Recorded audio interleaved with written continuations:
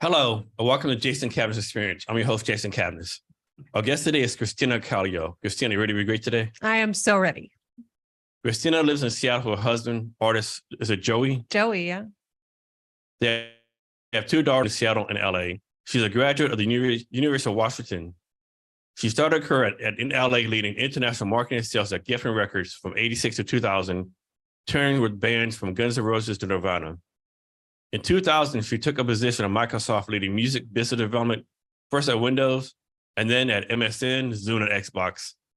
As the music industry transitioned from physical music business CDs to digital MP3s. In 2017, 2018, she left Microsoft to found Calio Music, advising businesses and artists at the intersection of music technology, and worked at Fender to launch Fender Play, a subscription for online guitar lessons. Today, she's a co-founder of AR/VR startup Popins and supports 3 nonprofits in Seattle. Christina, thanks for being here today. You're so welcome. Thanks for having me. So Fender, is that like the Fender guitar company? Yes. The same like Fender iconic equipment. company? Yeah, absolutely. Okay. Yeah. And they're still business? Yeah. Oh, yeah. Their headquarters are in Los Angeles, their business headquarters. And I joined in order to help them launch their subscription for online guitar lessons. But the building itself, I mean, it was an incredible spot and it was filled with guitars. The people that did the traditional business working with brick and mortar retail were all there. So as someone who's been around music for all my life and a husband who's a musician, so there's probably like, I don't know, 8 to 10 Fenders in our house already. Okay. It was a really great place to be. So what do you do for fun? I'd say probably time with family and friends is the most important thing. I love being on the water. Like anytime anyone invites me, whether it's a mattress or being on the shore or getting in a pool, I'm there. Like I love that. And I love nature. I don't get to do it as often as I like, but any chance I get to go on a hike or go somewhere outside, that's a place for me. Any favorite water sports? Like do you actually do water skiing? You just like hang out the beach or get on the boat? I did swimming in school. And so probably just plain old fashioned swimming. Okay. Are you pretty good swimming? Yeah, I was like, so I went to Newport High School, which did really well in one state. I was like the worst person on the team. Mm-hmm. So I was good enough to be on the team, but I wasn't like the top person. Like I can swim, but like if you said, okay, Jason, if you swim from here to way over there for $10,000, like, hey, I don't know about that. I don't know if I can make that. You could do it. I don't know. Like, yeah, you'd make it one way or the other, I think. Yeah, I don't know. Yeah. You're more confident in my swimming ability than I do. I do. So next, you work with nonprofits. First, I want to talk about something called the Austrian American Council. Yeah. So, and the nonprofit work is probably my favorite work right now. My mother was Austrian. She was born there, as was her whole heritage. And she came to America she went to Canada first in 1951, but she always had a very strong tie to Austria. And my father was German, and I have 2 sisters. And so we grew up here really as the only family in America. I'm the firstborn. And the Austrian community became something that she really felt compelled to give to and to contribute to. And so she founded this Washington State branch of the Austrian American Council in 1997. And it's a national organization. So there are Austrian American councils all around the United States. And the aim of the organization is just to foster positive relationships between the people of America and Austria. And last year, my mother died in 2019. And last year, the Honorary Consul of Seattle asked me if I would step in to be the president and help lead those efforts here out of Seattle. And so I'm really happy to be doing that. Have you ever been, I'm guessing you've been to Australia before, right? Yes. Like how many times? I mean, I was baptized there, Okay. and in the recent years, I've gone pretty much every year.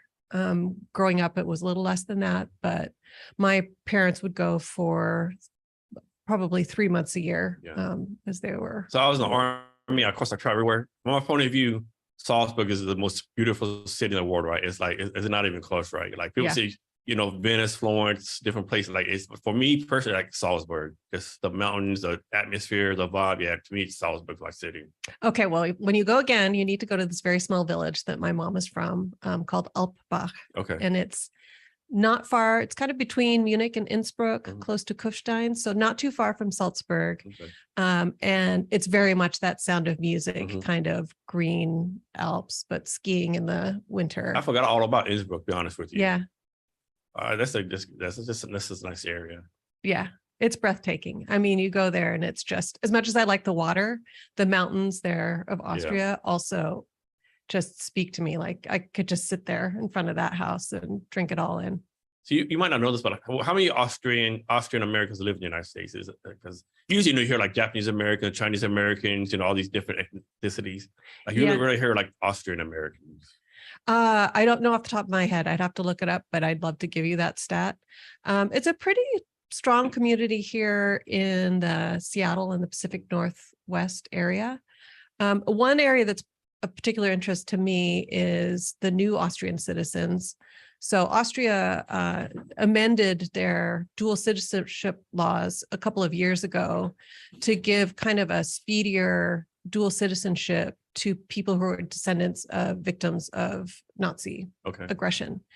And so that's been really rolling into effect the last few years. And just here in the Seattle area, we have over 200 new Austrian American citizens. And since many of them are Jewish, we are putting taking that opportunity and really highlighting Holocaust education and working with a lot of them that are passionate about now making sure that their stories are told. Now your two daughters, are they still at home Yes. with you or they're out the house?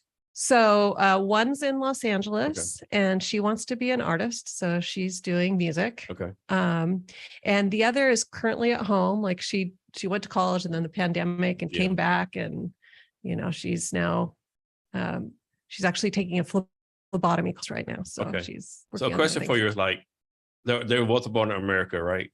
Yes. So how do you make sure they keep the tradition going, like how the Austrian upbringing, like the Austrian traditions, like what happened back over there, and still be like function in America, so to speak. Hopefully that question makes sense. Yeah.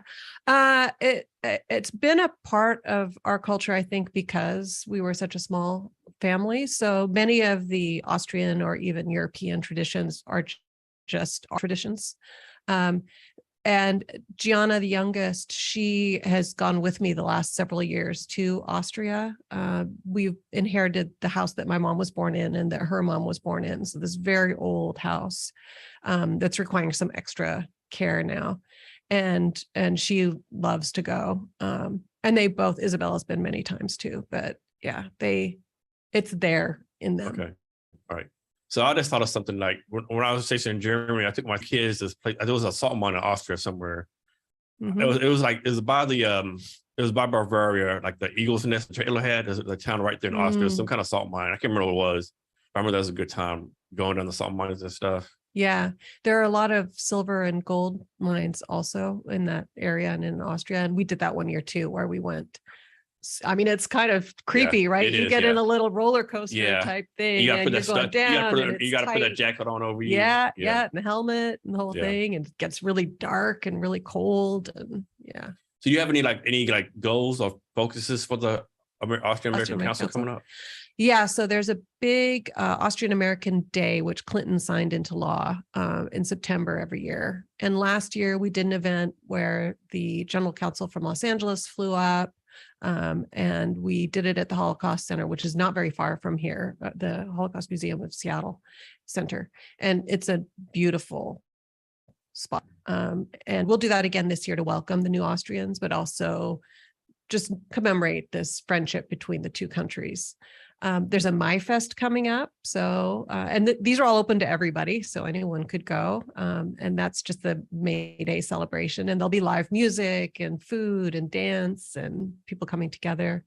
And there'll be several others, an Oktoberfest being planned now. There's usually a holiday party.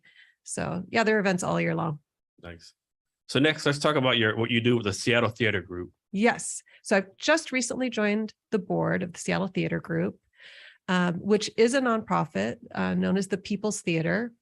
And really, the mission there is to preserve some of these old buildings like the Moore and the Paramount and the Neptune and make music accessible to everybody and entertainment more broadly. So there are a lot of plays and musicals and other shows that take place, education, all kinds of things. So I have been contributing to the annual fundraiser, which is actually happening on May 6th. There's an online auction that people go check out at stg.com. And all sorts of really interesting things are happening. Again, I'm just kind of stepping into the role. So how do you get involved with STD? Someone invited you, hey, you should come help us out, or how did that happen? Someone on the board recommended me. And they were filling a couple positions. So I think there were two other women that joined at the same time that I did. And the team at STG really does involve the board in their thinking, and it's a really nice relationship, and to be asked and considered and have a chance to put some feedback in as they consider different initiatives. Now, what is theater? Does it mean music theater, just like regular theater, or everything combined? So there are a lot of music concerts that take place in those venues. So, that's a staple. There are festivals like the Thing Festival, which takes place out at Fort Worden or Port Townsend. And then there are, Hairspray and Phantom of the Opera and the Temptations show, which opened not too long ago and I went to. So it's a mix of different kinds of theater. And that's also a nonprofit. Yes, it's a nonprofit. Okay. Yeah. And I think that I didn't fully appreciate that when I joined. And now that I've had a chance to really look, it's incredible the amount of things that STG does for the Seattle community. And then Calio Music, is that still in business right now? Or yeah, so Calio Music, I started when I left Microsoft. And my primary work with Calio Music is for code.org, which is this global curriculum for students to learn computer science in schools. Especially girls and underrepresented students. And it's a fantastic program that was started by Hadi Partovi and his brother.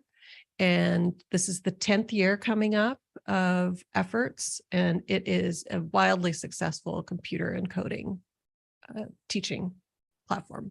So let's talk about starving artists real fast. Like, you always hear the term starving artist, right?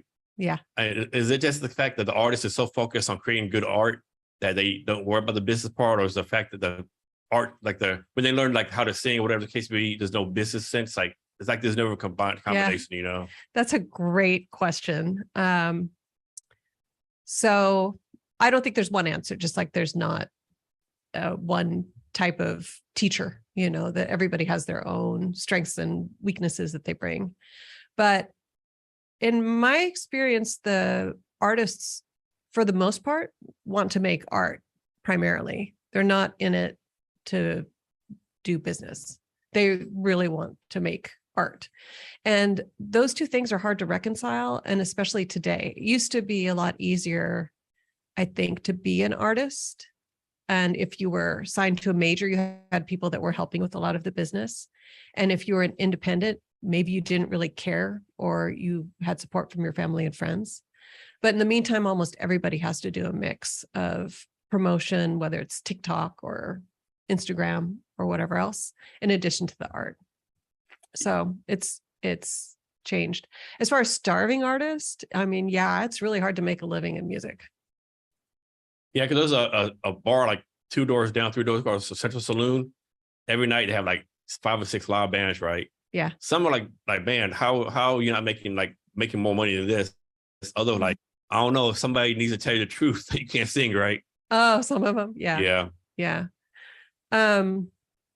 it's hard. I mean, and the pandemic really took a hit on everybody too, because a lot of clubs had to close. Yeah. A lot of clubs had to let people go. And don't most artists actually make the money off touring versus like album sales or streaming numbers? Yeah, streaming numbers are tough, my personal perspective is there's more opportunity for an indie artist now than there was in the past, because at least you can record something and distribute it through I know everywhere. some people would put stuff on a SoundCloud or Spotify. Yeah. I just read another stat that in the meantime on Spotify, they're releasing 100,000 songs every day. That's insane. So you imagine how hard it is to actually. How do you stand out? Like, I mean, exactly. You pretty much got to have some kind of brand market or marketing plan ahead of time, right? Oh yeah, for sure. Yeah. Your plan can't be just to put it out on Spotify and hope you get on a playlist. Here's a funny one for you. So I know it was Vegas the last few days for a wedding, right? We're like walking around Fremont Street, and this guy hands me a CD. Can you buy my CD? Like, first of all, how am I going to play this? Like, like, can you come like year 2020 or something, right? Yeah. And it just blew me around that these people are like passing out CDs trying to sell them. Like, how will I play this? If you tell me how I can play this, I'll buy it from you, right? Yeah. Yeah. I mean, it just shows you how much things are constantly evolving. Yeah.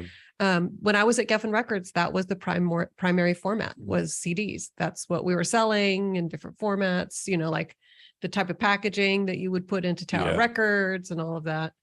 And then, you know, it's pretty hard to find a CD these days or to figure out where to play it. Yeah.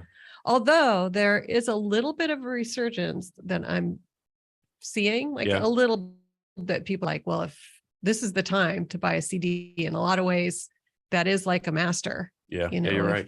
I mean, you see why a CD, we have like a 20-page of paper in there, you know, all the backgrounds and stuff, you know. Yeah. I'm like, I can't imagine like starting off like as a singer or whatever musician.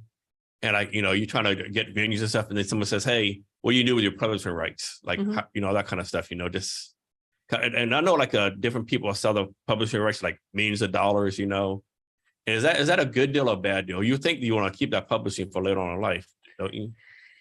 Yeah, it's, I mean, this is fairly recent, this move to people monetizing all of their publishing. I think it's a smart move because the songs themselves are very valuable. Traditionally, as an artist, to manage, collect, and then even pass on the rights to your songs is difficult. And I can understand why a lot of these artists see the appeal in selling and getting a check that is large, which a lot of these checks are very large. Yeah. It's very clean. And it's strategic, I think, on the part of the people that are collecting if those. they sell the publishing, they can still sing the songs and stuff like that, right? Oh, yeah. Or, okay. Yeah. It's just that somehow they make less money long term. Yeah. They've sold the rights to ownership of those songs. It's really, the music business is so complicated, which is another reason I think that it's going to really be evolving right now, which is part of what we're doing at Popins. Yeah. But are you an artist? Do you play? No. Okay. And you may know this already, but when a song is released, there are two owners. So there's the publisher who owns the song itself, the writing, the lyrics. And then there's the master, which is the recording, which is usually the label. So for example, when I'm licensing songs for Code.org's dance party, I work with both the publisher, which could represent 10 or 12 individual artists, and the label. So you have to get lots of approvals before you can do anything with a song. So success, of course, a relative term, right? But from your time dealing with the music industry, like what percentage of artists you actually think like are successful, right? And a success could be like, you know, being like a Taylor Swift, or it could be like, you know, you turn the country and, you know, making money, you know, like. It's really low. Yeah. The percentage. I would think so. Yeah. I saw a stat recently that it's 1 or 2% of artists that are making any money, you know, or anything over $10,000, I think it was, a year on Spotify. So yeah, it's a good question as far as like, what's the measurement of success? Yeah. Is it strictly monetary? Is it being able to make a living and do art? Is it like, you know, I tour the country, I do what the hell I want to, you know, play music and great venues, meet people every day, and I eat, you know, bologna sandwiches on my pickup truck, who knows, right? Yeah. Yeah. And there are a lot of interviews with artists too, where they're like, you know, when you're an artist, you have to do it. Like you don't really have a choice. Yeah. So, that, which falls back into that original question, like balancing art and business, and how do you do that? And I think because a lot of artists prefer the art, then they let go of the business side. I'm guessing artists, you really can't tell yourself, you know, if I don't, you know, quote unquote, make it in 5 years, I'm gonna quit, right? Because like you got to keep on going until whenever, right? Because most artists nowadays, like Robert Plant from Led Zeppelin, he's touring with I can't remember, it's a bluegrass singer. They're touring across the country, you know, selling out arenas all over the United States. Yeah. Yeah. And then last year I even just got on the podcast, Brett Green, he runs New Tech Northwest. And he was the road manager for the Ramones for 10 years, right? Oh my God. Yeah, he's telling me He had some good stories. Yeah, he had some good stories. But he was telling me, like, how most rock bands had these like 2 buses, like pimped out vans, whatever. They had like Suburban and a U-Haul. And I was like, why you have no buses? Like, that's the money I'm wasting, right? I don't need all that. Mm-hmm. So instead of spending X amount of money on these buses, we live simple and the money's for us on a later day, right? Yeah. Yeah. There's lots of ways to tour. I think that it's harder and harder to tour the bus these days. You see a lot of people touring in Sprinter vans. Like that is more comfortable, but still tough. So from your time at Geffen Records, I'm sure you met a lot of music people, artists, bands, whatever it could be. Which one was your favorite? Like, it doesn't have to, whatever your metrics, like, the most fun to be around, most personable, best music. What's your best group? That's a hard question because I worked with a lot of great artists, but I'd say Guns N' Roses. Guns N' Roses. I was hoping you say that. Yeah. I mean, and they were all great, but in particular, Duff McKagan and Slash worked so hard, and they were always lovely and just great to be around. They were terrific. They were a band too that, Geffen committed to breaking Guns N' Roses. It took a couple of years of pushing that first record before there was success. Yeah, I remember watching the Joker came out. It was like, everybody's mind was blown. Like, what is this? Yeah. I mean, they were the rock band for a good amount of time, like 3 or 4 years, right? Oh, much more than that, I would say. Yeah. They had that first album, then what was it? Use It or Lose It 1 and 2 came out. Right. Yeah. Yep. November Rain.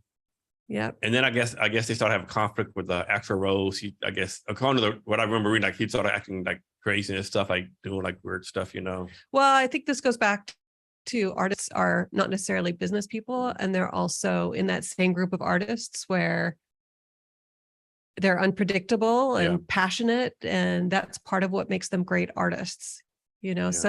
So Axl worked hard too. I remember at the beginning, because I was doing international. So I was doing international sales and marketing. So I would work with companies, countries around the world. And then in each of those countries, we would develop a plan. So you'd still need a publicity plan, a marketing plan, a radio plan, all of those kinds of things. On the publicity side, that meant that I often had the artists in my office or putting them on the phone with journalists in different countries to prepare for whatever single or album launch was coming out. And Axl in particular, there were a lot of times where his preferred time was in the middle of the night. Okay, I can imagine. So, there was stuff like that. But yeah, really great. Aerosmith was also fantastic to work with.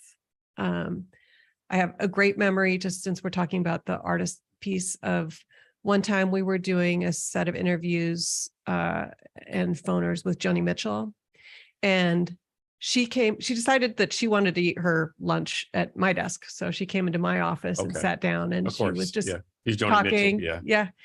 And which was great. I mean, I was thrilled, and she was talking about her art, her paintings that she does, and that what a terrible businesswoman she was, and she loves to paint, so she needs to do it, but she just gives them all away. Yeah.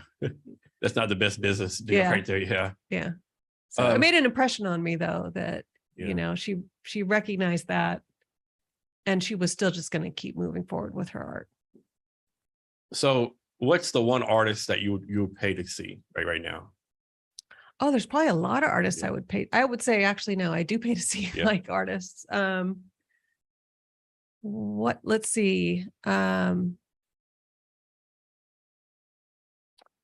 just missed that Gary Clark Jr. I think came through. Oh, did he? That was maybe it was a little further. That's the guitarist that is awesome, right? Yeah. Mm-hmm. I'm going to see that Talking Heads. Next week, I think it is. Seattle does have Seattle Come Both has pretty good people coming through. Like entertainers. Yeah, and there's a whole bunch of local artists too that I'd love to go see. Alex Shaw, Zan Fiskum, Toma Nakayama, Sassy Black, who's now moved to Atlanta, but there's some great local talent. There's a nonprofit called Sonic Guild, who's actively nurturing talent in Seattle. And they have a program for members with a show every month that features local artists. I mean, Seattle's been known as a music town for quite a while now, hasn't it? I mean, oh yeah. Yeah. I mean, ironically, I think in some ways I grew up loving music and decided to move to Los Angeles because I thought that's where I could get some experience in music and that I would come back to Seattle. And at that time, a lot of bands would just skip Seattle. Yeah. They would just go from San Francisco to Vancouver, and while I was in Los Angeles, everything exploded up here with Nirvana, which is another band I had a good time working with. But the timing was a little off on that. What advice do you have for new artists getting started? Be yourself. Don't try to copy what somebody else is doing. Write your own songs and just persevere. That's hard, and I see that with my own daughter who's pushing to do that right now. It's a hard business, but I think the most important thing is just to know that going in and work hard. So your daughter, what's she actually? Is she trying to be a singer or play an instrument, be a singer? Yeah. I mean, she has several instruments. So she had piano lessons and guitar lessons. What type of music does she sing in? I would put it, she might hate it that I would say this, and she doesn't have one genre, but the last thing I heard was kind of beach housey. Okay. A little Lana Del Rey, maybe. Okay. But she also likes, screamo. Like she likes to do that. Now, how much do you think you influenced her to take this career path, or how much was actually on her own? I don't think it was me. I think it was probably more my husband, Joey, who is actually a professional musician. So that's all he does for his career. And again, I think it's just in her. Okay. It's, I think both my daughters are artists. All right. So next, let's talk about a project you worked on back then at Microsoft, Zune. Mm-hmm. So Zune, I remember, came as like a competitor to iPod, I think. Mm-hmm. So why do you think Zune, didn't make it, so to speak, I think we were just too early. A lot of the mobile phone capabilities and entertainment, and a lot of the things you see today on phones, we had with Zune. But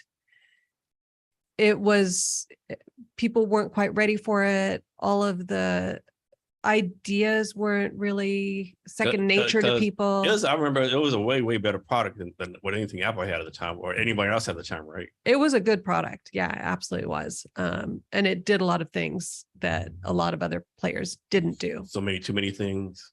Maybe. Yeah, maybe. Apple's genius at making things simple. Yeah. Why do you think Microsoft has to come out with a Microsoft Zune version 2 or something like that? Microsoft decided to get out of that business, which doesn't mean that it couldn't get back into that business, but it was a decision that I think, along with a lot of other things, there's stuff you want to do yourself, and there's stuff that you're happy to have third parties do using your tools. Do you still have one? I got a couple of them. You and still listen to them and play with them? Yeah. And so they still work? They still work. Okay. And if you watch, I just saw a trailer for Guardians of the Galaxy, the new one that's coming out, and Zune features in that again. Oh, is it? Okay. Yeah. It's pretty funny. That's pretty nice. Yeah. So what got you started in music? What got you interested in it? Just liking music, I think. So in Austria, it's a different kind of music, but you can't go to a restaurant in these little villages without a guitar player and accordion, or even at my grandmother's house, if we were visiting, someone would come. And my dad played piano beautifully. And so in the evenings growing up, we would gather around the piano and he would play music. So I grew up with music. And then of course, as soon as you get into like junior high and high school, you're looking for like punk rock or whatever is going to be kind of against the grain a little bit. And that was discovering new music on KXP, which was KCMU at the time, was just, that's all we wanted to do, was sneak into clubs or go out to clubs or listen to the radio. And yeah. By what time period was it like you were like, okay, I really like music. And I want to do this as a career. When did that happen? Yeah. After I was working at Geffen. So I thought I would be a diplomat or go into some kind of international relations. I graduated with a degree in political science. I did an internship in Washington, D.C. at the Smithsonian. So I was very much focused on kind of maybe a political path. And graduating, I said, well, I'm just going to take a break for 3 months. And I moved with two girlfriends down to Los Angeles just to get it out of our system. Like, let's just go down for 3 months. We'll pick oranges. We'll jump in pools. We'll go to the beach. And then we'll come back to Seattle and we'll get real jobs. And which included like getting some experience in doing those kinds of things. And so one of the jobs I applied for was the receptionist at Geffen Records, which only had 30 people working at it at the time. And I got it. So I got a job in the mailroom, and it's the classic story. It ended up turning into a real job. Yeah. But I think I'd been there 3 months, and 3 different divisions said, hey, why don't you jump on board in our group? And that's when it became like real. Like, okay, oh, this is actually a career. Nice. So how long did you end up being down in LA? 15 years. 15 years. Okay. Yeah. And when did you move back to Seattle? I moved back after having my second daughter. Okay. So in 2000, I started at Microsoft, and we bought a home up here and all of that. So how did that work? I can imagine like going from Geffen. I mean, I'm sure it's a business corporation, whatever it can be, but it's still like a busy business. Like you're doing Axl Rose, Joni Mitchell, like kind of craziness, and going from that to Microsoft, you know, to me, it's like bureaucratic, big time corporation. Like how did that transfer go for you? It was probably gentler than you might think, because they hired me to interface with the music industry. So I was still spending so much time with the people that I already knew, the managers, the record labels, the artists, the others. And they were just getting into music. So the teams that I was on were also kind of focused on entertainment. So I'd say at Microsoft, it is definitely a huge company, but you still find your own. It almost felt like working at a small company within a large company. Okay. Our group. So you've been a lot of live music venues through your career. Do you have like a favorite place to go listen to music live? You know, the Gorge is hard to beat. Have you been out there? No. You haven't been out to the Gorge ever? No. Oh my God. Yeah, I know. Yeah. I suck. Yeah. Well, you don't suck, but another one, Red Rock. Okay. I haven't been to, but I would like to go to. Or is it someplace else I'm thinking about? You know, I don't know. Okay. Utah, Arizona, somewhere there. Utah. Yeah, I'm sure it is. Today, the Neptune is a great place for a live show. So is the Moore. Yeah, where else is really fun? Tractor is always a good time. Okay. You know, in the meantime, there are more and more places coming up that are open that have. Oh, if you haven't been to the new Crocodile yet, that's great. Is it? Okay. Yeah. And the Clock Out Lounge up on Capitol Hill, Beacon Hill is great. Okay. Yeah, there's a lot of great venues. How often are you able to get out and actually go to see live music in person with all the stuff you have going on? Do you make it you make a priority to go see a live music once a month? That's because you're busy right now, or like? I like to say yes. I'm not usually the one that's finding it, but I'm lucky in that I've got a group of friends, especially one friend. Her name is Kyla Fairchild. She started No Depression, which was, she's just a music person. And she's really good about saying, hey, this show, that show. And then one of our partners at Popins is Terry Morgan, who's, do you know Terry? No, but actually I have a question about him. Okay. Yeah. So I know he's an advisor for you, right? Yes. Like, how did that come about? Like, how did he become an advisor for you? Why is it important to have an advisor for your company? And like, how does he add value to you, to your company? So I met Terry when he was managing the Posies, which is a Seattle band that had national success. And I was at Geffen Records. So you know him for a while. Yeah. So a pretty long time. And he's just an instrumental person in the Seattle music scene. You know, he was involved in starting the Showbox all the way through to he's very involved now in a new venue out at Carnation Farms, which I had the chance to go to just a couple of weeks ago. And that's another great venue on the east side. So we stayed in touch. He's done all kinds of incredible work. He did a festival, a light festival called Borealis just before the pandemic. And when we started Popins, we talked, and he was managing Zan Fiscum, who was on The Voice, and Alex Shaw. And they both came in and did holograms with us. So he was very interested, and it just turned into, let's bring you on board. So most of us have like a board of ours, like 3 or 4 people. Why do you only have one?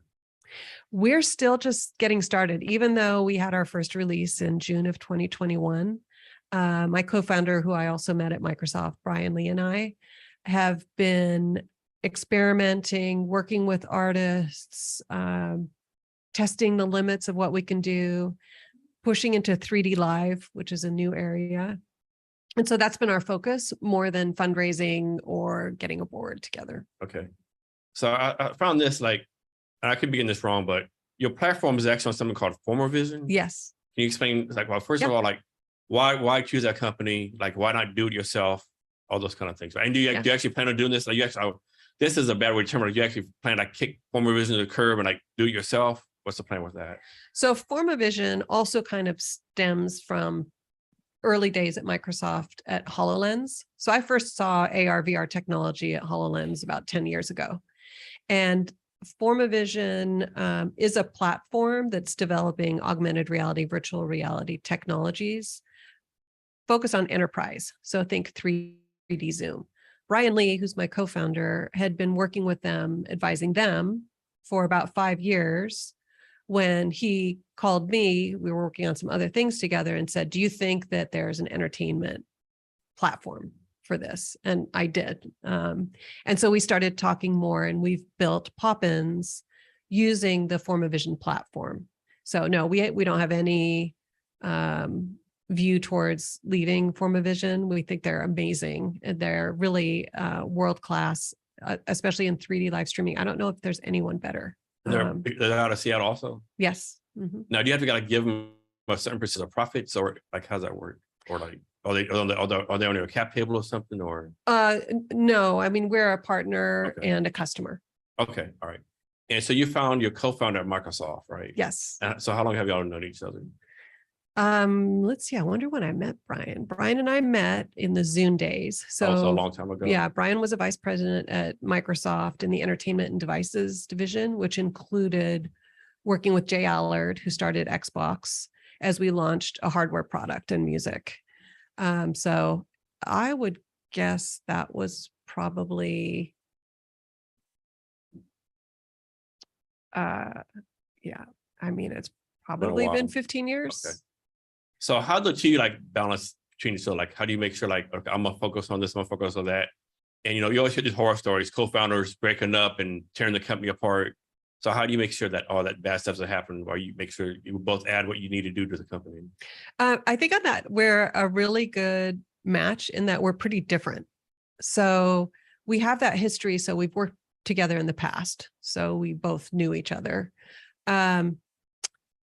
But we don't always see things the same way. And we recognized early on that that was actually really beneficial. So we can talk that through and share those perspectives, and then come up with something better than either one of us would come up alone. Okay. So I'm sure, and I think we're both dedicated, and we both understand at this point how to work through a conflict like that to get. And are both of you like doing this full time? Yeah. Okay. Yeah. Yeah. Like with me, like I don't have a co-founder right now, but like me, I'm an introvert, right? So if I have a co-founder, they can't be introvert, right? Like what are we gonna do? We both gonna stand here and not say anything, right? Right. Yeah. Yeah. Like, and I'm not a creative person either. Yeah. So I need like an extroverted creative person, Yeah. Yeah. It's good to know what your strengths and your weaknesses are. And, I remember the first time I had a manager, and we did one of those tests, those tests they make you do where you're like, I'm green and you're blue, and we're whatever. And we were really different, and I was kind of concerned. This must have been early on. It might not even have been at Geffen. And they're like, no, that's good. That's, we want that. We want to be able to kind of like support each other and have strength in different areas. It makes the team better. Yeah. And how many people are in your team, including you and your co-founders? So it's Brian and I, and then Terry. Okay. And then we've hired vendors Okay. when we need things. So we've hired a publicist, we hired a designer to help with the logo. We hired someone to help us with the website. Okay. But for the most part, it's just me and Brian. Okay. Yeah. It's a lot. Yeah, no. I'm getting good at setting up things. Like, you know, we have this mobile studio. We were just up in Vancouver this weekend for a conference. And I'm getting pretty good at like unclipping stands. And It's amazing stuff you things. learn. Like, Yeah. you know, like I can edit videos now, do design stuff, you know, like, yeah, it's amazing what you can learn. Yeah. I You can have load a to. Pelican case. I can Exactly right, like, yeah. you know, some of the stuff. And that's more difficult than you think it would be. Yeah. Doing the plug case, take all that customer stuff out. So what is volumetric video? So this is what Popins uses from Formavision to capture our avatars or our holograms. So volumetric video technology uses depth cameras surrounding the person or object. So we're really focused on people. So the main studio has over 51 cameras, and you stand almost in a steel dome that's got the cameras at different heights in different areas and perform with no motion cap suit. It's just the artist as they are. And then that's stitched together through proprietary software over a period of usually days. It's an incredible amount of data. It's more data than all the cameras capture during the Super Bowl. So just like terabytes of data that then get pulled together to create this 3D lifelike image of the artist. So that's the volumetric video piece of it. And is that something Formavision does for you? Or something completely different? Yes. So Formavision has built all of the technology that we are built on top of. And this tech is it like relatively new technology, or this stuff that's been around for a while? So it's been around for a while, but it hasn't hit the mainstream, so to speak. Last time I checked, which was months ago, there were only 125 studios that I could find around the world that were capturing people in volumetric video. And I couldn't find anyone else who was doing 3D live streaming the way that we were, where it's actually projecting a hologram in real time that can talk back to you in your home or elsewhere. So next, talk about this thing. You're a finalist in Music Ally X Global Showcase for Startups Innovating Music. Yeah. Was that pretty recent? Yeah, that was it's their inaugural That's award. Pretty big deal. Yeah, it was great. Music Ally is a great company for music and tech based out of London. And they had hundreds of applicants. So to be one of 6 in the area we're in, chosen to be a finalist was really, I mean, gratifying, validating. Yeah. So why do you think your company got picked for this versus all the other ones? What do you think you did that made y'all stand out? Oh, I think it's the transformative nature of holograms for music and for artists. So I draw this comparison sometimes. When I started at Microsoft, my job was to go to the record companies and convince them to go digital. And they were kind of like, well, we're selling a lot of CDs. Like, who wants an MP3? Like, you know, you're crazy. And I think sometimes if you show someone a hologram or AR or VR, they're like, I mean, it's cool, but why? Like, I don't really need that. And our belief is that that is the next evolution of music and video. And in a few years, we won't be able to remember a time where we couldn't see something in 3D if we wanted to. So that's someone's using your company, right? And they're doing a concert, like live in person at some venue. I'll make this number up. And that's supposed to take a cost $50 to see them actually in person, right? Mm-hmm. And then how much does the person back at home have to pay? Like, is it the same price as their live venue, like in person? Is like a discounted rate? How's that work? So sideways answer a little bit, but one of the things that Brian and I learned at Microsoft as the digital music and entertainment ecosystem evolved was that it was very hard to predict what the business model would be and that there was room for many business models. Okay. So we've embraced that and challenged ourselves to be very flexible. And we are working very closely with the artists to determine how they want to go to market. Okay. So initially, and even today, actually, we talked with an artist who wants to go this route, which is to release an NFT. Okay. So the augmented reality, the 3D master, if you will, of the song is available, and people can sell that to fans as an NFT. Over time, I mean, you can imagine all kinds of different ways Yeah, that could be compensated. Business models. Yeah. Where you were kind of going with someone at home versus someone in the venue. I think an easy way to think about that is when people pay the extra $400 so they can go get their picture taken for 2 minutes before or after in a VIP meet and greet. If the artist stepped into one of our studios, they could beam into anyone's living room or bedroom and take a picture with them. Okay. So and even have a conversation. So very similar, but the artist doesn't actually have to be standing next to the person in real life or get on a plane. Man, that's pretty exciting. Yeah. Yeah. So then you also received a grant from ASCAP Lab in NY Media. Like you was one of 4 startups that did that.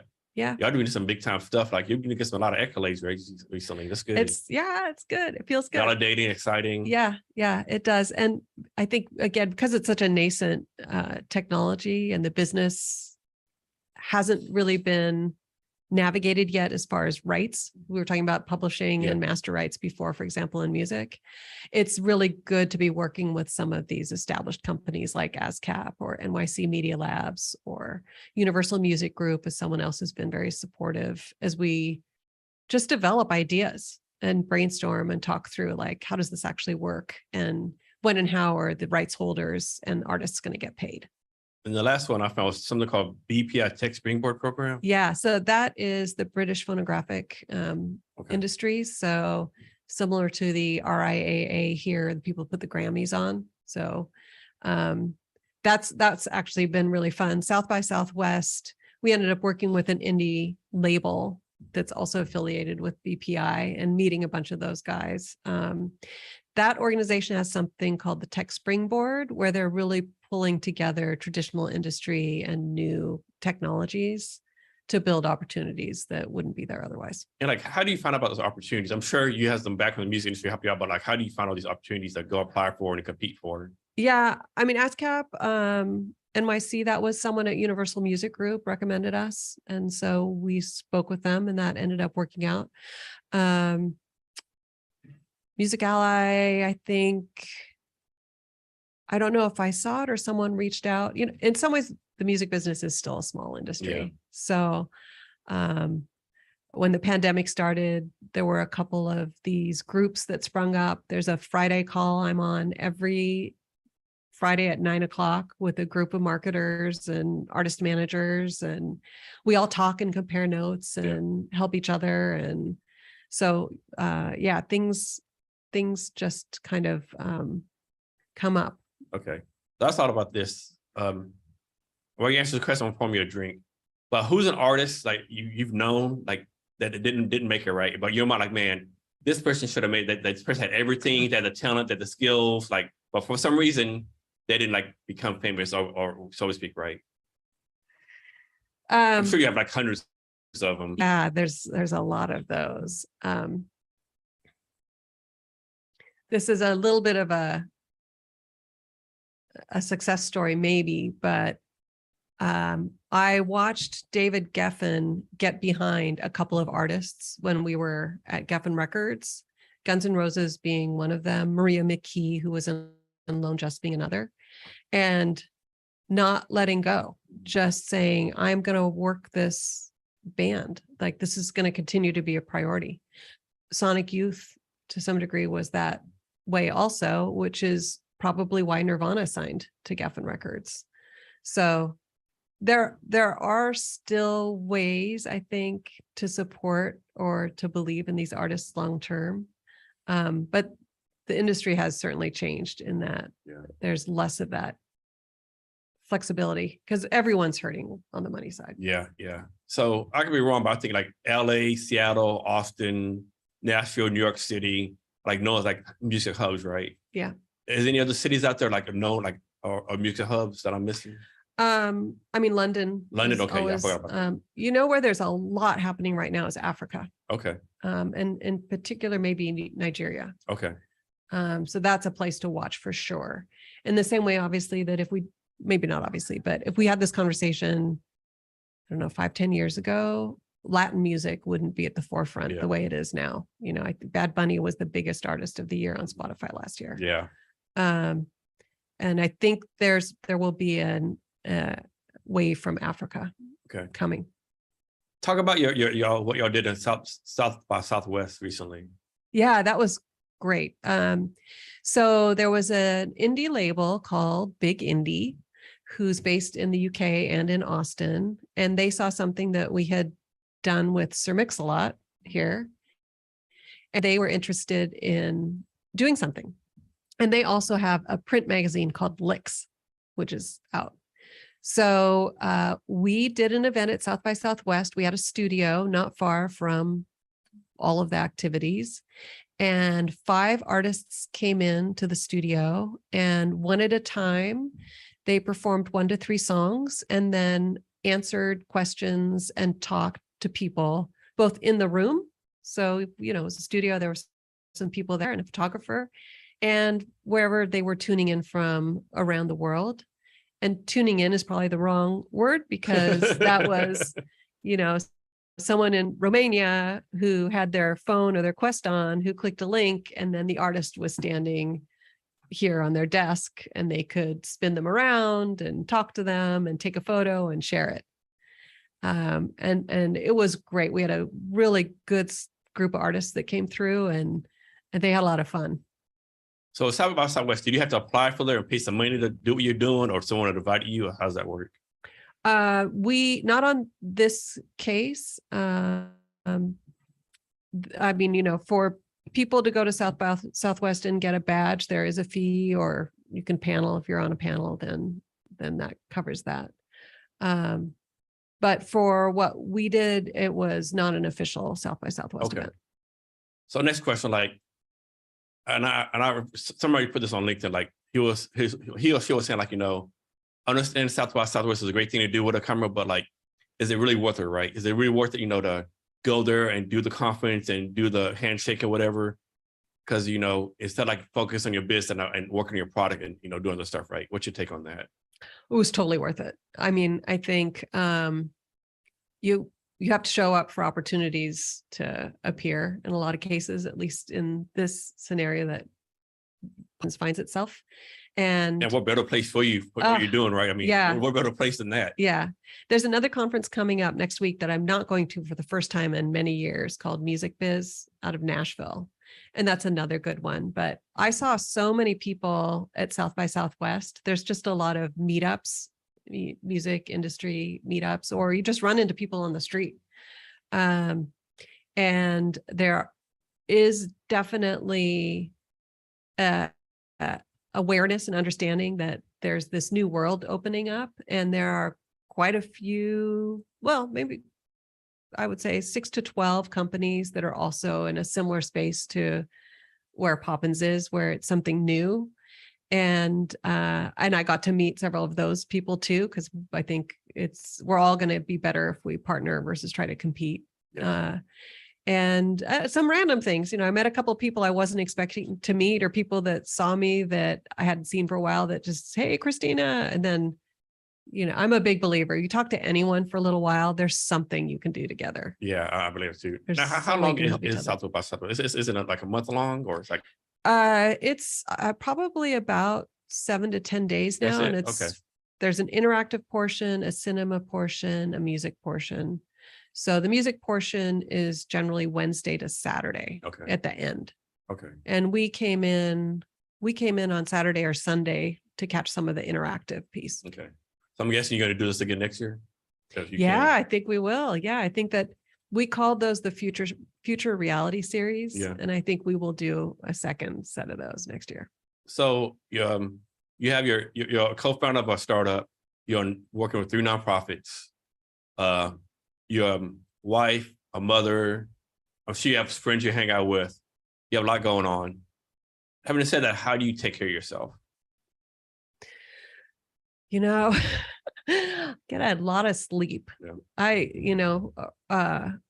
I used to not sleep, and now I really like to get my 8 hours of sleep. Okay. So that's one thing. I don't do it as regularly as I should, but I do love to meditate. Okay. And there's some great apps online that are free. Is it Daily Insight is the one? Yeah. I use that one. Yeah, sometimes, it's great. You could just do 10 minutes. The only problem is like have so many people on there, you're scrolling like her time limits. You're like, I was like, there's too many people, like, like female voice, male voice, music, meditation, 10 minutes, 30 minutes, like, man, let me pick one. Yeah. Well, I definitely have hearted a few of them that I will go back to again and again. Or sometimes I will like, I only got 5 minutes. I'll filter it for 5 minutes and see what comes up. And I kind of know what I want. So that helps. So what made you want to become an entrepreneur coming from Microsoft? So I feel really lucky that I graduated from college and got that job at Geffen Records. That was a 14+ year job, and then went straight from that into Microsoft and did 18 years at Microsoft. I was ready not to go sit at a desk. I was ready to do something I wanted to do, and that was meaningful to me. And so it was when Brian actually was the one who first called me when I left Microsoft with some work. And that sort of gave me the nudge to start Calio Music instead of, I would have probably not thought about it very hard and gone straight into looking for another corporate gig, just because that's what I was used to, take care of your family and the bills and all those kinds of things. And then it just opened my mind up, and now I tell people pretty regularly, like, don't count out the idea of starting your own business. You don't have to do it you don't have to do the whole go to college after high school and then get a job and then buy a house. And you don't have to do that. No. And that's like with this generation. I think they know that, right? Like, why go to college? You get $100,000 of debt, work at some cubicle that you're not going to like, right? I mean, there's so many more opportunities out there, Yeah. And I think that the challenge is all these corporations haven't like figured that out yet, right? They're still trying to like hire people the old way, come work for me for 20, 30 years. Yeah. What kills me when like you're at a company, like all the time on LinkedIn, companies say, I can't believe so-and-so left me with no notice. Well, I remember 2 years ago, you laid everyone off and took the pension plan from them, right? Yeah. Like, are you kidding me right now? Like, yeah. I think it's really changed. I think it's good. I mean, I think that I see a lot of people, even when I was at Fender and I was hiring a whole team, most of the people I was interviewing with were at their jobs 1 or 2 years and then would switch. Whereas before, that would be a big red flag. It was like, no, that's just how people get their experience and move forward. If that's so, if you stay at a job more than 3 years, you're actually losing money because new people come in, they get like higher raises, you're still stuck at the same pay rate. So everyone says like you need to move around too. I think if you stay at a job for 3 years, like you're like screwing yourself over as far as salary and stuff. Yeah. Opportunity. Yeah. It's really changed. It has a lot. So Popins, how did the name come about? Oh my God! It was just totally random. List of names that we went through, I know. So it's just like, it's so frustrating. It's like so hard to pick a name. It has to be like you need the .com.io, all the social media angles. You have to make sure it doesn't say something like bad in a different language. Exactly. Yeah. So we went through a lot. We got really close with Conjure. We thought Conjure would be a good name because you sort of conjure the hologram. But it had to be a weird spelling. So we were looking at these weird, it just didn't feel quite right.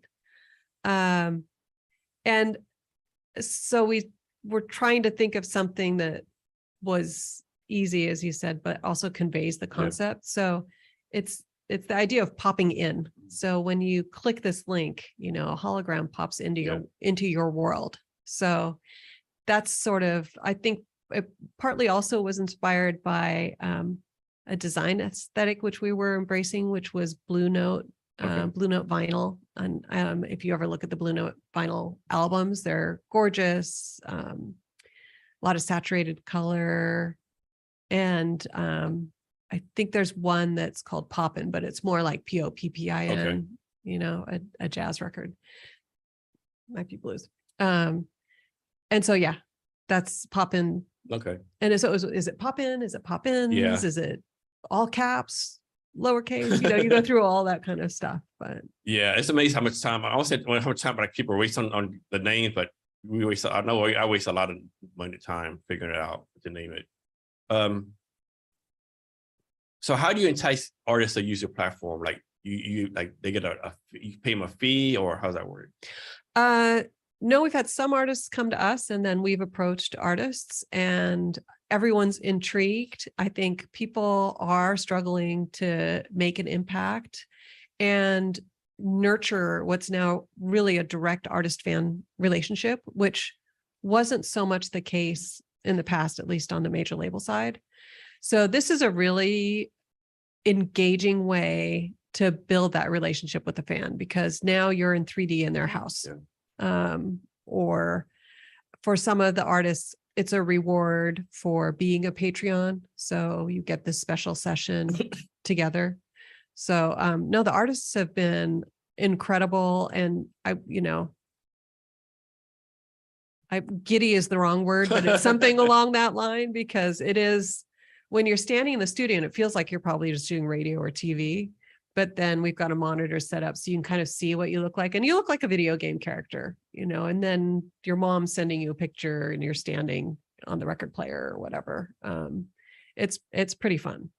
The artists you work with, you have that kind of like train them up how to use the platform, or like, how to like do all that kind of stuff? Yeah, we do a little prep work. So we have both on demand, so coming in and doing a performance that we can then make available later for people to pull up, or the 3D live. So we talk with them first. We talk about wardrobe because some things work better than others. We, describe what it's going to be like. There's options for if you're doing music, if you're singing to backing tracks, or if you're bringing a guitar, or if you have a loop, there's different ways that you can perform. So we do talk through all those things in advance. So artists doing like a 3D live performance, are they able to see the people watching? Like, like I'm singing, I can say, hey, shout out to Tom, shout out to Mary. Thank you for watching me, Susan. Is it able to do that? Yeah, you can see on the monitor that shows you as a little hologram that you can see. There are little profile pictures with names. Okay. So you can see who's tuned in. And then, of course, some artists, they have like graphic language, graphic stuff. Does the system like, okay, you can't have to be 18 years old to watch this or anything like that? Or is this? So none of our stuff has been explicit to date. Okay.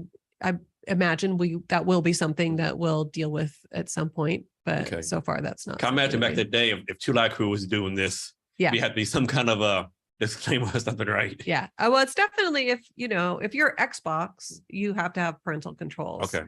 I think if you're Popins right now and an artist comes in and someone's pulling you up, that's not something that we need to be super concerned about right now. But I think if we knew we were doing something very explicit, we would probably put some kind of a warning or something somewhere. Okay. And when an artist use your platform, are they able like sell different things, like put a link in there and say, hey, here's my next concert, here's my t-shirts? Are they able to do that? And if they do you get a cut out of that? Yeah.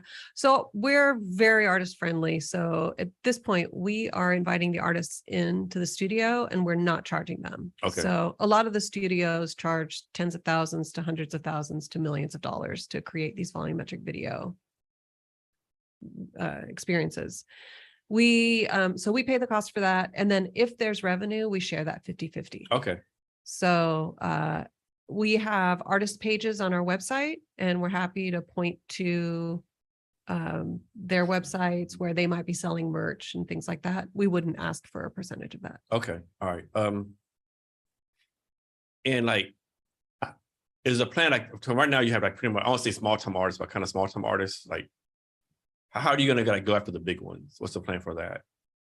Well, I think that'll happen Just naturally okay. as we move forward. I think Brian and I we have the background that we have, which he worked at Sony Pictures. I worked at Geffen Records. So, when the time is right, there are a lot of people that we can talk to and show them, what the opportunities are. Okay. So, yeah, we're ready. You know, when the right artist comes through or that connection gets made, you know, I think there will be a couple breakout moments for AR, VR for the industry. Be great. We'd love to be that. Yeah. I'm really curious to see what happens with Apple because they are talking about these AR glasses. Yeah. And I would say that when iTunes launched, that was a big moment. Yeah. So I think with Apple, like I think people realize like Apple, like they're innovators, they're not right. Like it's like they sit back, we want to do this, but let's have our competition make all the mistakes. We learn from our competition mistakes. So learn from the competition mistakes, and they put this product out. But it's not really innovative, but it's like way better than anyone else, right? Yeah, I think they have a very high quality bar and they have not put things out before they were ready. Yeah. Another thing I think Apple does good too is like going back to the day, you probably remember this when I think the iPod first came out, right? At the time, it was okay, right? But other products were way, way better, right? Like had more quality audio, more storage, what could be. But the other audio, like buy my product, we have a 3.2 hertz and 9.9, all these stats and numbers. Steve Jobs, here's 1,000 songs in your pocket, right? Yeah. Like, okay, who are you gonna buy? What are you gonna buy? Something you understand? All these jargon numbers, right? Yeah. And they did a serious marketing campaign around that too. I mean, there were billboards and, you know, it really just kind of cracked, I think, the culture. You know, so people went, oh, I get it now. Yeah. Yeah, definitely. So as far as being an entrepreneur, talk about some challenges. Well, actually, let me rephrase that. From your point of view, what's some pros and cons of being an entrepreneur? Pros is you're working for yourself. That's probably the con too. That's the con too. Yeah, you're right.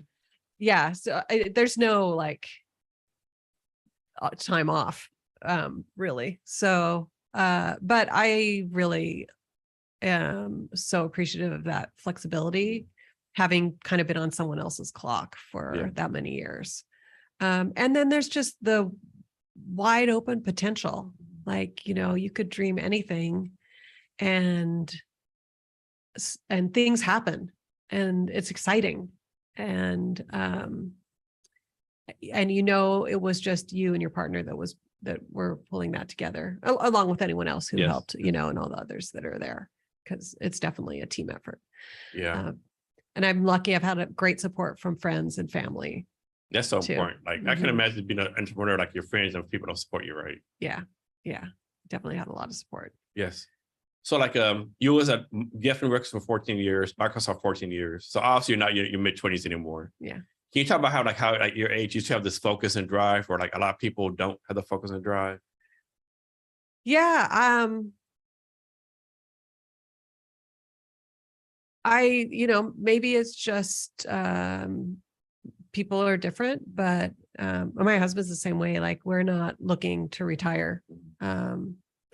It's like the adventure is in front of us. So it's just not a mindset that I have right now.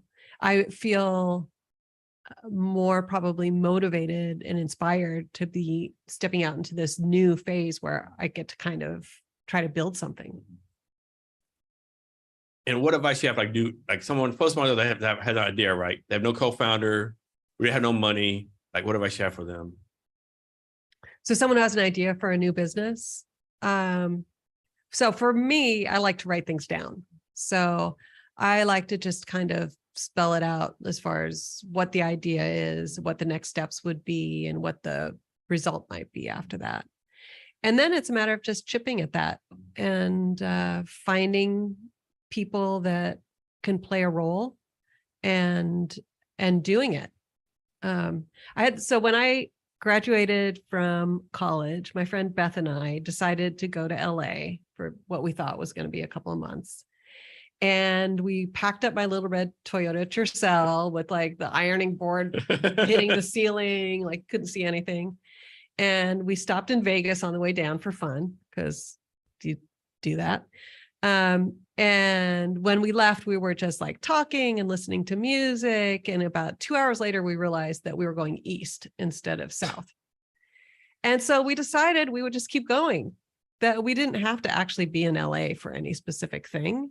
And we drove all across the country. We went up to Canada and we came back. That's a hell of a detour. It was great. And we saw all these things that, we might not have.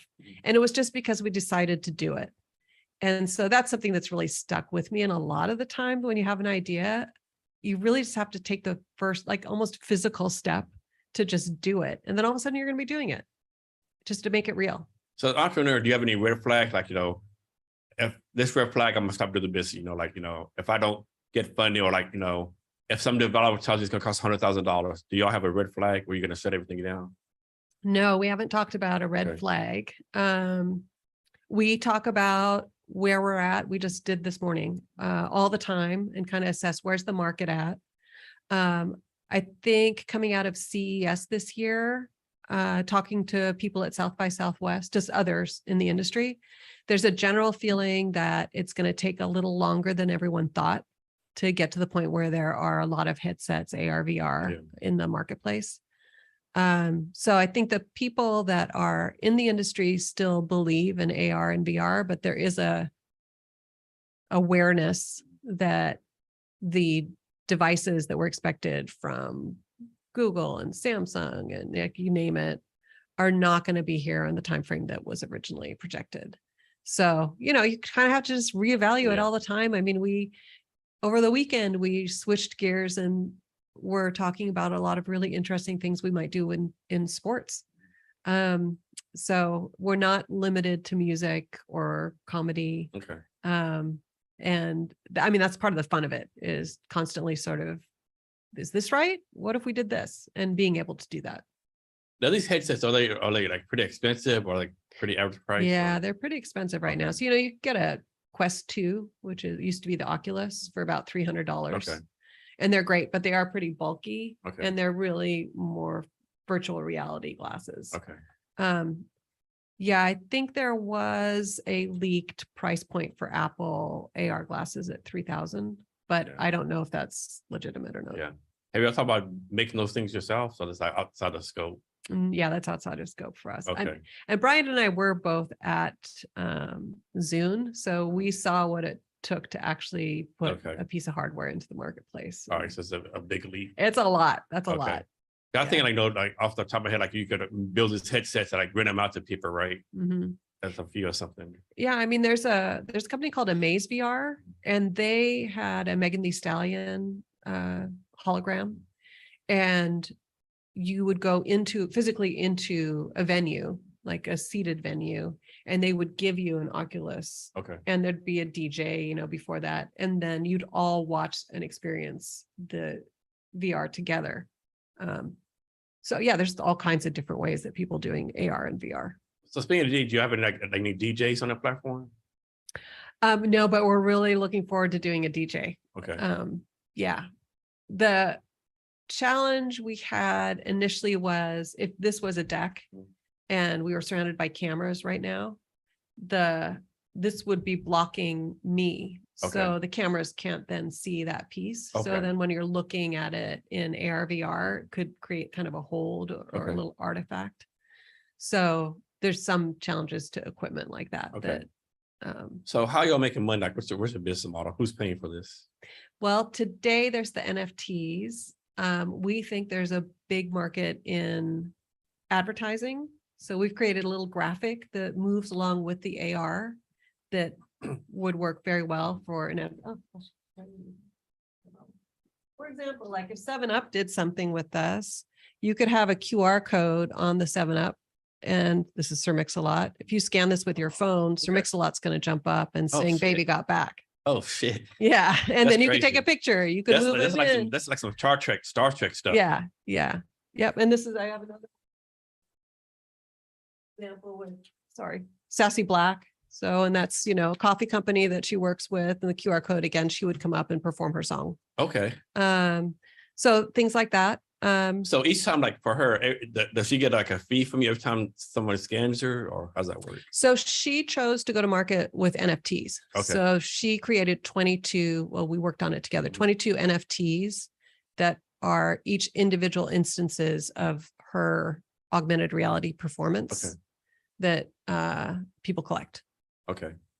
So how long did it take for y'all to get some more than NFTs? Like, what the hell is this NFT thing? Like, how long did it take for y'all to figure out how to, like, what is this? First of all, how do I utilize this? to make my company better? It was actually a lot easier than you might think.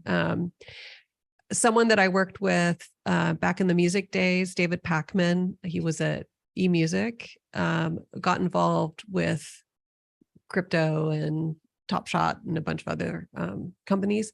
And he gave me some really good advice and introduced me to one of the major marketplaces, Rarible, for NFTs. And so we had a couple conversations with those guys, and they really helped us launch the first NFT that we did with Alex Shaw, which sold out in 24 hours. Like, it was terrific. We had a conversation this morning about doing another NFT with an artist out of Dubai that we have a song with. And again, we'll probably go back to Rarible. Okay. So as for you, what's your number one strength? Like I said, is marketing, business development, interpersonal skills? Like, what's your like, okay, this is what I do like better than anyone else. People have told me that the partnership piece of it for me is a strength. Which I have to say, I love talking to people and working with people and hearing their stories and what they want and what they're working on, and then finding ways that we can work together. So it's not really work for me. Like, that's fun. Yeah.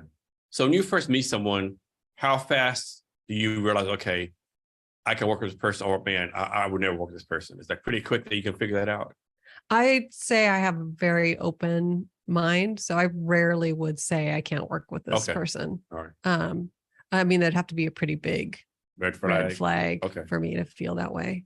Not that it hasn't happened. Yeah. You know? Yeah. So Popins, for your hiring, it's just you and Brian right now.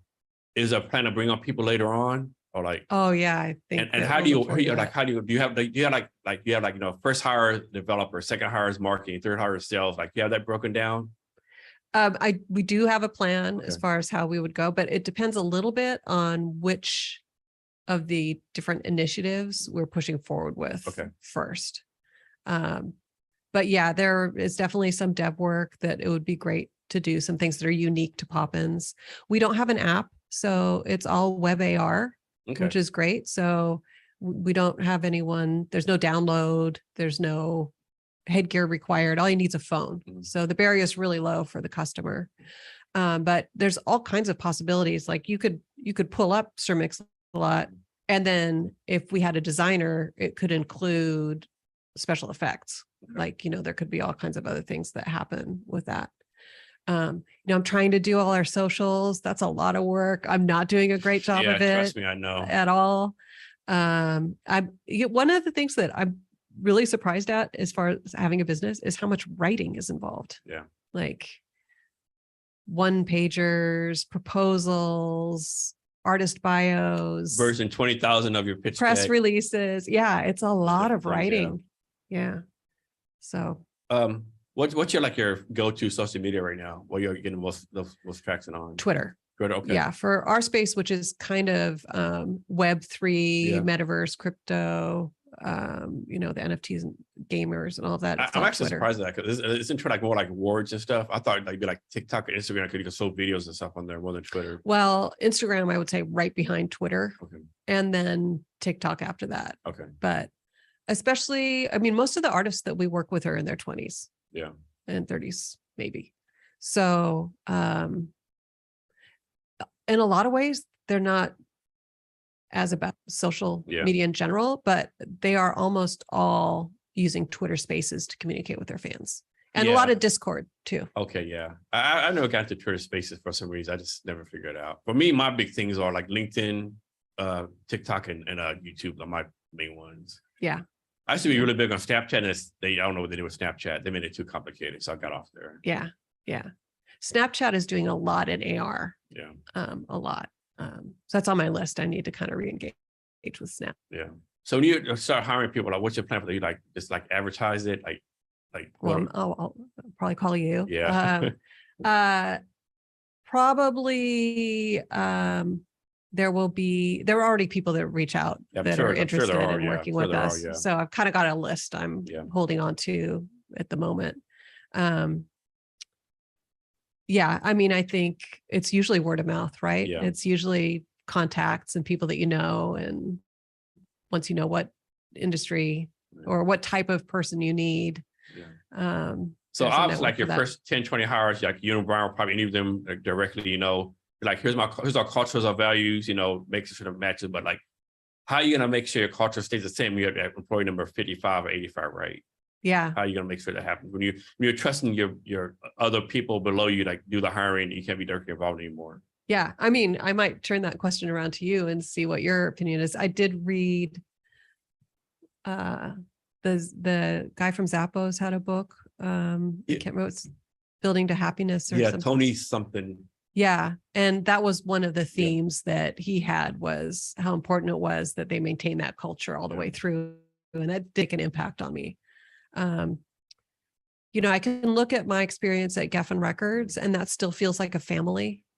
And there are groups that I was in at Microsoft that felt the same way. Yeah. I can't pinpoint why that worked in that way. It just seemed sometimes to be. It clicks, right? Sometimes Sometimes it's just the group of people. Yeah. And a degree of just inclusion and transparency, so that people know where the company's headed. And I think it's important to be transparent, Yeah. Unfortunately, a lot of people are not transparent, Yeah. Unfortunately. I'm all about being transparent. Yeah. Maybe to a fault, but yeah. I'm the same way. I'm way too transparent. So far everything's bootstrapped, right? Yes. Yeah. Is the plan to actually do a fundraiser in the future, or? Yeah, we just started having that conversation. And I think we'll be moving into that phase next month. Okay. As far as building the plan to do it.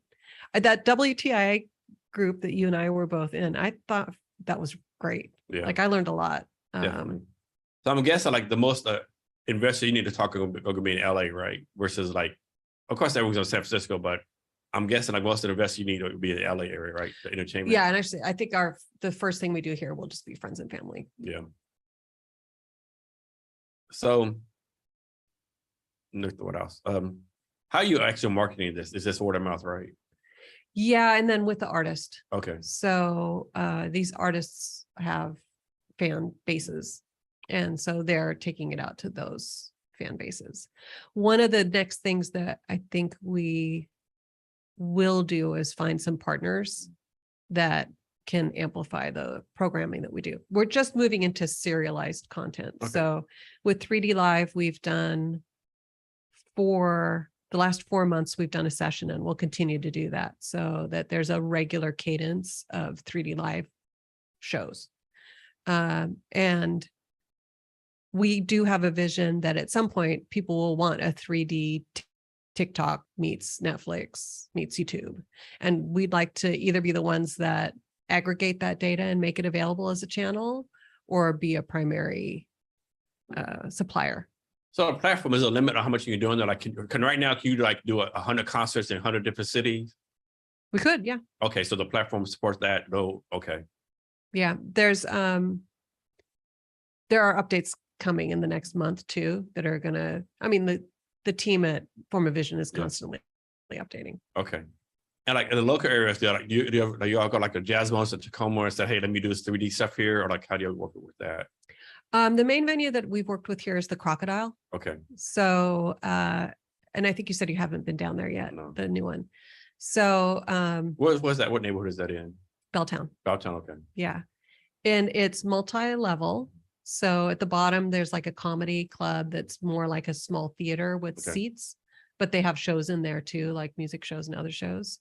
And then there's a main big room that's like a stage at the end and a bar at the other side, and dark and like full on rock venue. And it's also a hotel. So on the top floor, there's 6 to 8 rooms and a little lobby area. And that's where we've done some of our 3D lives. Okay. So after sound check and before the show, the artists can come up, and for their fans that can't be in Seattle, it's a chance to tune in and hear a couple of songs and talk to the artist. And the Crocodile's been a great partner as we've experimented with that. Good. We've done it twice. So you talk about your business model. So is there such thing as a perfect customer for you? Today, someone like 7-Up would be a perfect customer. You know, someone that had an online presence and a physical presence so that we could put the QR code on there. Yeah. And when like somebody at home does use a platform, do they have to pay a fee for it? No, So it's no, totally it's free? always free. Yeah. Okay. That could change, of course, if there was an artist that said, I want to do a show at 6 o'clock and I want to sell a ticket for it. Mhm. We could do that. Okay.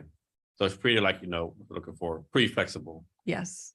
Mhm. Is there anything that an artist could say, like, like you would say no to, like, suppose artist says, I want to do, I don't know, there's something crazy offline. Is there any like limits, something we say, okay, we can't do that? I mean, I mean- yes, there are things that artists have said, can we do that we can't do yet? Okay. So it is a roadmap. This is really early technology. Yeah. And I think, as I said, I think a couple times, Form Vision is really leading the way. So things are developing as we're moving along. So Form Vision, it's not like you really count them to be a big part of what you're doing, yeah. right? Mhm. What would happen? Like, I'm sure you have a plan. If they said like they went out of business or said want to deal with you no more, what's your plan for that? I think we would take a hard look at it. We could do what we do with other volumetric video studios. Okay. So No plan to do that yourself though, right? No. Unless you absolutely have to, unless someone gave you like $25 million to say build it yourself. Yeah. No, we don't have a plan to build it ourselves. Okay. No, they're great partners. Good. So Popins, can you go like more detail, like how the company got started, what you focus on now, and what the future business for the Popins? Brian came to me and said, do you think there's something here? And it was just before the holidays. And we, in 2020, so the pandemic was happening already. We had the idea that we could do Santa Claus or other holiday characters, and because the malls were shy of having, people weren't going to malls and sitting on Santa's lap. But it was too late, it was already like the middle of November. So we did tape of Santa, like we have a couple Santas. And we ended up doing something the next year with children's hospitals. So kids that were in hospital that couldn't go meet Santa could have Santa there and take a photo or play with him. But that's when we started. Yeah. And then it turned into, we just kept talking and it sort of snowballed. And then we said like, yeah, let's go into partnership and start a company. So it's pretty natural. Yeah. And what's the focus for the Popins right now? We're really focused on the 3D live streaming element of it. So we started by doing a lot of these pre-recorded pop-ins. We've got maybe over 20. And then the last few months, we've been focused on 3D live sessions. So we want to build, it'd be great to get to a point where if you were home at night, you said, oh, there's nothing on TV. I wonder what's on Popins. So why focus on that? Was the hundreds of other things you could focus on? The entertainment piece of it, or Popins? I don't know if I'm ever going to get away from music. It's just like in me now. Yeah. It's been my career. It was what I loved before I started a career. I'm married to a musician. It's just my life. So, and Popins isn't just music. It's comedy, it's dance, it's gaming, it's sports. Like we're going to expand. I mean, it's like, the possibilities are limitless, I think. Yeah. And what's your vision for the company? Well, a couple. One is definitely to create this 3D channel. So instead of just watching your flat screen TikTok, you're going to watch a stream of produced content and user upload in 3D. So it'll be a much more, one thing that people say they feel like, even if it's me in the studio and I'm demoing it to someone like you, if you had me here or there, it's like, there's a sense of presence that you get when someone is there in your space, even though you're still looking at your screen to see the person, but they feel like they're there. And I think that's part of why this whole new phase of video is going to be compelling. Y'all do anything on Twitch? Twitch is going to be great for us. Yeah. We haven't done anything yet there, but okay. And so you mentioned product roadmap earlier. Like, how do you and Brian determine your product roadmap? What's the process for that? We do a lot of paying attention to what's happening in the marketplace, trends, hardware, monitoring what other companies are doing, the big ones and the little ones.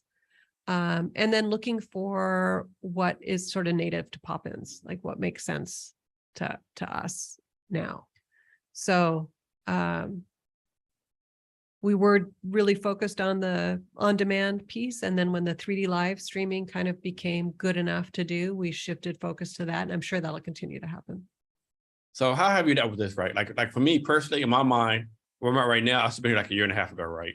It's fucking slow as shit, right? How have you had the patience to like deal with the slowness and like the progress you make when it's never fast enough? So it hasn't been slow for us because we haven't been out there on the fundraising side. So we've been sort of building momentum, I would say, more than that. And probably there's a lot more that we could do than we are doing because it is just the two of us. And so we have some limits, sort of self-imposed limits as we kind of develop our thinking and partnerships and all of that. So how hard is it y'all too not to say like, okay, it's only two of us, we're doing the best we can. We got to bring someone else in. Like, how's that conversation go? Like, we bring someone else in, like you make them a co-founder from the cap table, intern, or do y'all just say, okay, right, we're going to suck it up and be a two-man show until later down the road? So far, it's been okay to be a two-person show. I think we're right now at the beginning of that path to being more than that. You know, I think we've reached that point where we need to take this, or we both want to take this to the next level. And to take it to the next level, we'll need some money and we'll need some resources, including people. And have you already started reaching out to investors yet? Like start conversations later down the road? That'll be next after this next phase, yeah.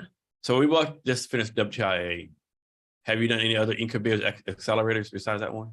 No, we got right after WTIA, we were offered the BPI Tech Board. And that's the last thing that we've joined. I haven't been pursuing anything else because we've just been busy. So I know there's like Techstars, YC Common, all these like tech startup things. Is there like incubators, accelerators that are like specific for music tech startups? Yeah. There are a couple of them, like Music Ally, which was the one that we mentioned, is definitely that. There's a Techstars component in LA that's has been very music focused. Yeah. So just a handful. So how you do this? Like you have all these advice, people telling you what to do, right? Like people say, focus on sales, focus on product, focus on market. Like, how do you personally decide what to focus on? Well, up until now, we've really been focused on learning what is working and what's happening in the marketplace and what works and doesn't work for artists and just optimizing what we're creating. But I think partially probably because it's going to take longer, as I mentioned, for some of these headsets. And we're at the point now where we really do need to focus on who's the customer and where's the money. So on a day-to-day basis, like, of course, you probably have 100 things you want you to do, right? Day-to-day, how do you make sure you focus on number 1 and 2 versus working number 77?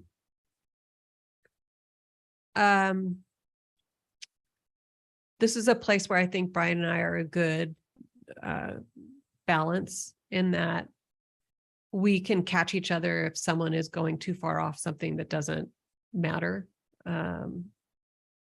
And refocus. Like we do have kind of a touch point where we check to see what we're focused on. And it hasn't been too hard to do that. I mean, we've definitely both gone into like chased something maybe farther than we should have. Because there's so much, that's, I guess, part of the fun of being your own boss is you can kind of dream big and, try things that someone might not green light otherwise. But you do have to kind of come back to the nuts and bolts. A lot of the time we do have a schedule, a content schedule, like we have artists coming in or events that we want to get to. And so it's very clear the stuff you have to get done because otherwise you're going to show up and nothing's going to happen. So there's some logistics. So how do you communicate? Like y'all communicate like meetings 3-4 times a day? Is this a Slack message? Like how y'all like keep in touch, so to speak?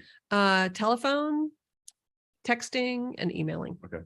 I'd say those are the main ways. And the lots of Zoom calls and Zoom or Google Meet or whatever else it is, Blue Jeans yesterday, with partners. And how often do y'all actually meet in person? It's not very regular, so we've both traveled a bit. So this is the beauty of working in 2020 and beyond, Yeah. is that it doesn't really matter where we are. When Brian's in town, we get together probably almost every day or every couple of days, at least for a minute.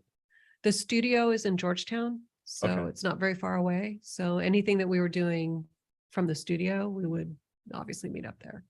Okay. But we had a couple like restaurants that we would just go sit outdoor with a coffee, you know, and do some meetings too. So obviously you're a tech startup, and like, is there any, like, of course, counting VR, AR, all that stuff, is there any like new tech that's out there that's like really excites you? They either like right now they're doing, or like you hear like they're going to do this in the future. That's a great question. What else? I mean, the world is buzzing about AI. Yeah. So that's something that is helpful to us as far as the AR VR creation is. And I haven't been using ChatGPT as much as I would like to. I haven't used it. I've used it a couple of times, and like personally, I don't get it yet, right? I haven't used it. Like, to me, it's just another Google, right? But I'm probably not using it like I need to. Yeah, I think you're going to get a lot more out of it than that when you, like, even this marketing call I have with these music executives every week, they're using it to write artist bios. They're using it to write briefs, you know, because you can really give it a lot of information. So totally random. So I was in Vegas this weekend for a wedding, right? The best man, his speech was on ChatGPT. No way. Yeah, he did. He put a ChatGPT like, and it did the speech for him, right? Oh my God. I said, this is hilarious. Was it good? It was damn good. It was freaking good, right? That's good. That's funny. It was like scary how good it was. Yeah. Yeah. I mean, AR and VR, I think, have a lot.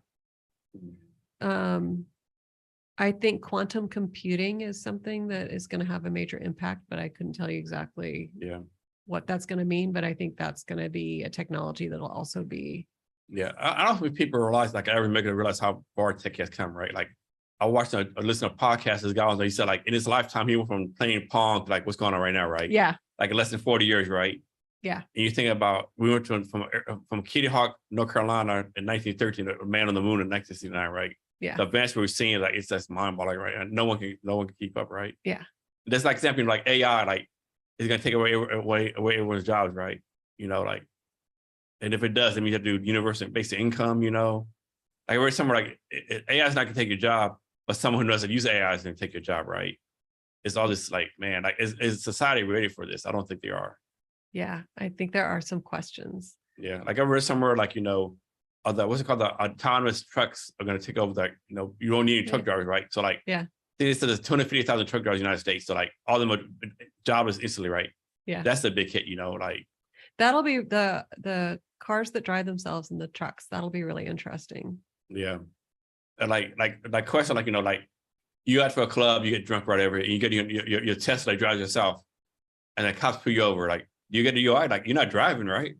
Oh yeah, I don't think you're getting, unless it's the not fully self-driving and you're still supposed to be in control of it. Yeah, which I think is the current model, right? Yeah, there's so many questions like no one has answers to, right? I don't think, like, AI is like, it's craziness. Yeah, but I do think the right approach is to learn it instead of just like shut it out. Oh yeah, definitely, yeah. Like they should be teaching it in schools, not taking it out. Like I think they teach coding like it's in a high school, right? Let's be touching elementary school. But I mean, even AI, like GPT, like, how do you use it? Yeah. And remember they had the hearings in DC for the TikTok CEO. And like, I was so embarrassed. Like, these people represent us, right? Like, are you kidding me right now? Like, come on, guys. Yeah. Like, I know you got a young intern. Like, have your intern brief you how this stuff works. You know? Yeah. It's like, this is ridiculous, right? Like, the question they ask, like, are you kidding me right now? Yeah. Like, seriously. Like, yeah. Bad. Man, craziness. So, Christina, is there anything I should have asked you that I didn't, or anything else you want to talk about? Well, actually, let's just do this demo real fast. About this. Oh, sure. Real fast. This is something that we did for Music Ally, I think, who wanted something in video to explain what it was that we were doing.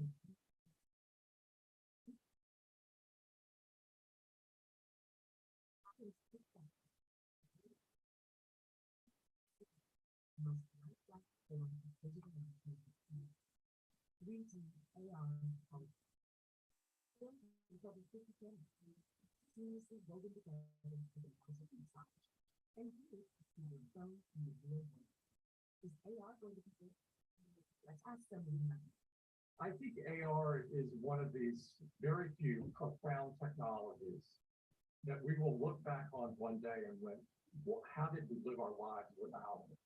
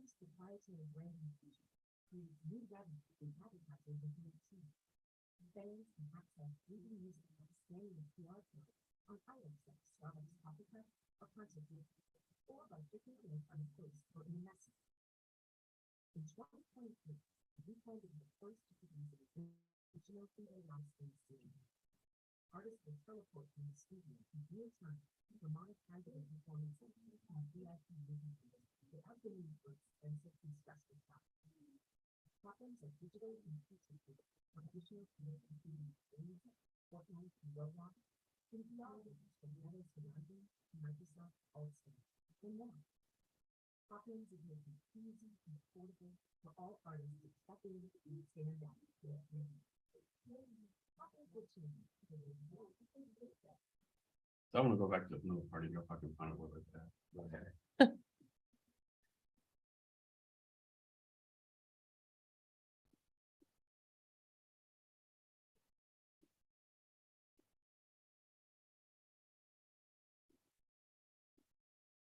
This right here, like that to me is like blows my mind right here. Yeah. Like that's to me, that's just freaking insane. Yeah. Well, this is part of the fun of it. Like we've done a couple photo booths where people can stand and we can put the artist next to them. Mhm. And that's what's happening here at Smash. So Okay. that's Tomo with a bunch of people that were standing in front of me. But yeah, you can make them big, small, spin them around. Like, if it was an artist you really loved to have that. I'm talking about interaction with presence, someone. yeah, Like, interaction with someone. yeah, in a way you would never get. Most people are not going to meet all of their favorite artists. So this might be sound kind of creepy, but like, can someone like pull an artist in, like have the artist 24/7? Like, Yeah, you could. Yeah. I mean, it's kind of creepy. I think but like like kind of stalkerish, but man, this is amazing. Yeah, you can do that. You can we had one video editor that made a whole music video using the AR, but in their home. Mhm. Like, yeah. So speaking of like Shot it. stalker, skipper stuff, what do you do to like protect your company, make sure that stuff doesn't happen, right?